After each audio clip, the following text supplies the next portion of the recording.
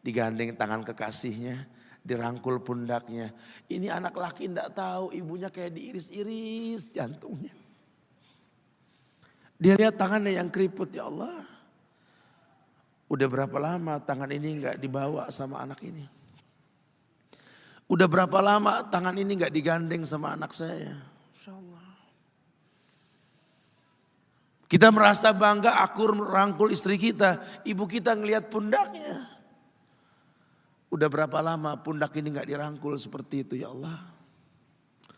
Dulu aku berdandan secantik-cantiknya, ku dandankan anaknya, ku bawa di hadapan kawan-kawanku bangga.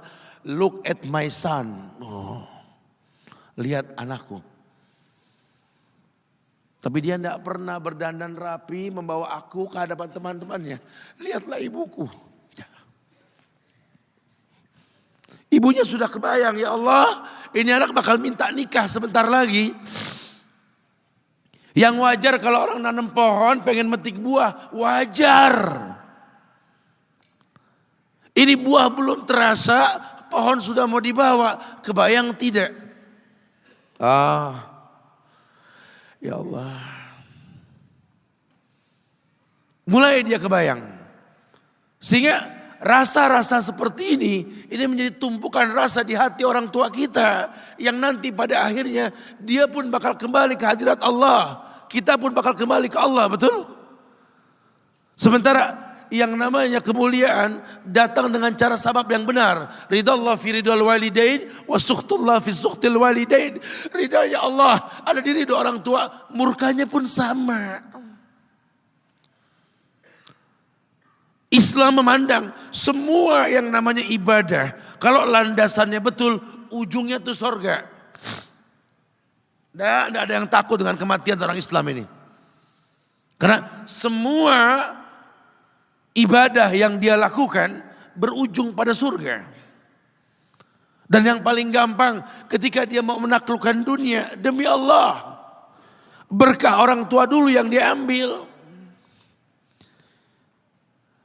Ini dirasa oleh orang mulia yang Nabi katakan, innahu min ahlis sama. Innahu min ahlis sama. Manhu? Siapa dia? Sahabat manusia yang pernah hidup zaman sahabat. Tapi enggak ketemu Rasul. Yang bernama Uwais Al-Qarni. Pernah dengar nama ini? Uwais Al-Qarni. Pemuda miskin pengembala kambing di negeri Yaman. Padang tandus yang dia tinggal di situ. Yang dia kesampingkan hidupnya untuk ibunya. Untuk ibunya. Tidaklah terucap kalimat satu yang ingin ibunya pengen. Kecuali Uwais pasti akan melakukannya. Apapun. Dan ibunya cacat. Apa kata Uwais? Tidak akan pernah terlontar kata dari mulut ibuku kecuali kan kulakukan yang dia inginkan. Masya Allah. Kalau kita mau bicara ini nih, karena kita mau bicara maut yang orang tua kita entah mungkin kapan. Ibunya cacat dan dia menomorduakan diri, yang penting orang tuanya dulu. Hingga satu waktu ibunya berkata, wahai Uwais, ibu sudah tua. Andai kematian mendatangi ibu, ada beberapa keinginan yang ibu pengen merasakan keinginan tersebut. Mungkin enggak ya? Apa bu? Katakan. Ibu pengen haji. Bengong, wais, ya Allah bu. Ini Yaman. Hadramaut. Yang sekarang saja pesawat itu bisa 3 jam menuju Saudi itu. 2 jam lebih lah menuju Saudi. Itu Jakarta Surabaya aja deket.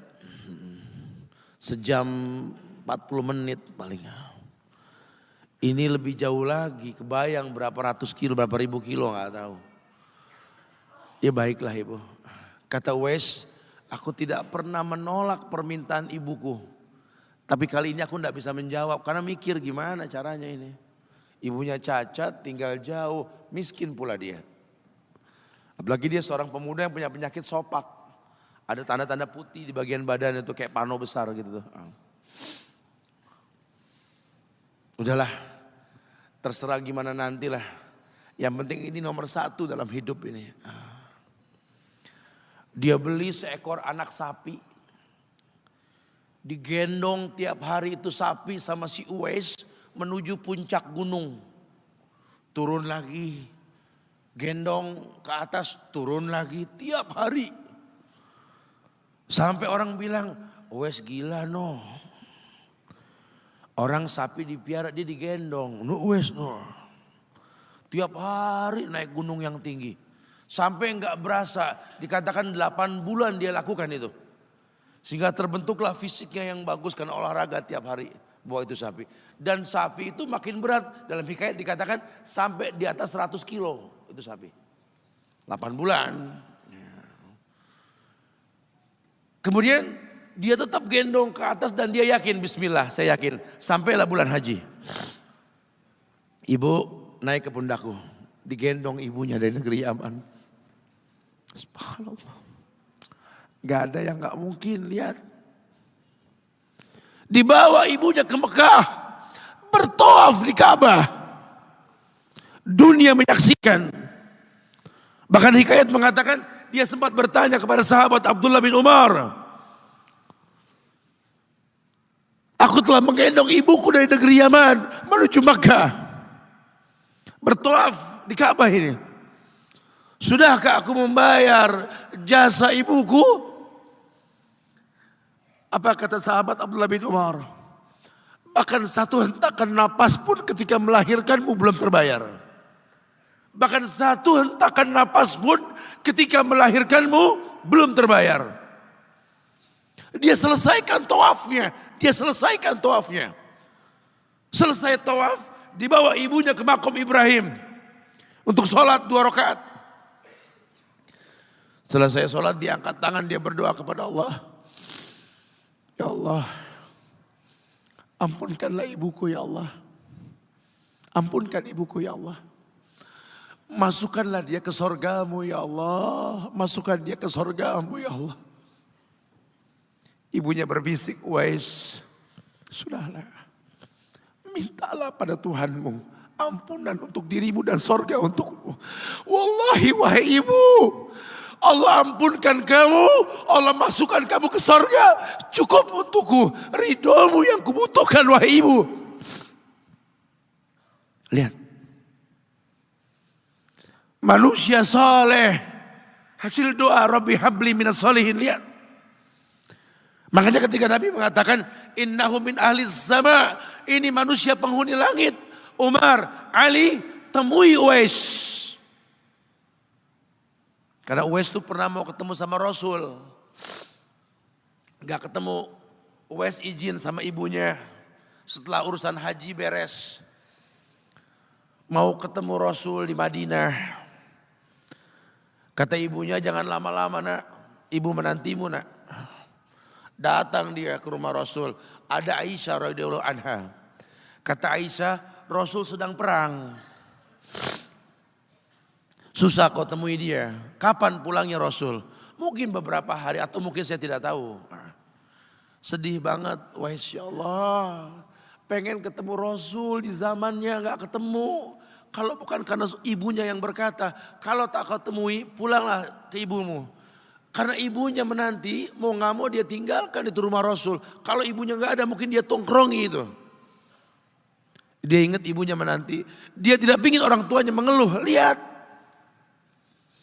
Maka ketika ibunya meninggal, dia baru bisa keluar. Mengikuti rombongan Yaman ke Syam. Disitulah dia berjumpa dengan Umar ibn al-Khattab. Rombongan Yaman, betul. Kata Umar, apakah ada seorang pemuda di antara kalian yang bernama Uwais? Belum dong Uwais. Saya khalifah saya. Umar ngelihat ada tanda putih di bagian lengannya. Kenapa? Karena ketika dia berdoa minta yang terbaik buat ibunya, penyakit sopaknya hilang. Allah sisakan di bagian lengannya putih sedikit. Itu sebagai tanda yang Rasul mengatakan cirinya anak muda ini punya tanda sopak di bagian tangannya. Masya Allah. Kamu Uwais, ya Rasul pernah kirim salam. Kamu tuh penghuni langit, jaga wahai lisan khalifah. Jangan orang ada yang tahu siapa saya. Mohonkan istighfar kepada Allah buat kami. Wahai khalifah, kau yang lebih layak untuk beristighfar untukku. Manusia biasa, tidak. Rasul merekomendasikan kamu. Berdoalah pada Allah untuk kami baik. Setelah aku berdoa, anggaplah aku sudah tiada. Merendah. Manusia yang mengerti tercipta untuk beribadah. Lihat, kalau Uwais mengangkat tangan ke langit, langit bergetar. Apalagi cuma pekerjaan. Apalagi cuma perusahaan kecil yang kita punya. Apalagi cuma usaha-usaha kerental-kerentil yang kita usahakan. Ya Allah, ambil semua hartaku, ambil ya Allah, ambil semua titipanmu ini, ambil ya Allah. Tapi tolong jangan ambil kasihku pada kedua orang tuaku, ya Allah, itu kebenaran. Apa artinya hidup tanpa ridho mereka?